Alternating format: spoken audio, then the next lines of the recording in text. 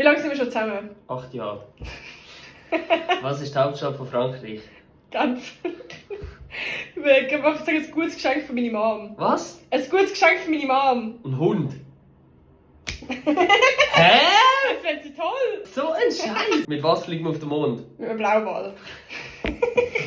Wo sind wir uns im ersten Date gewesen? In Afrika. Wo lebt der Trump? In Grüningen. Wie heißt ich den zweiten Vornamen? Ahmed. Was kommt in Döner? Rucola. Das könnte ich gar nicht.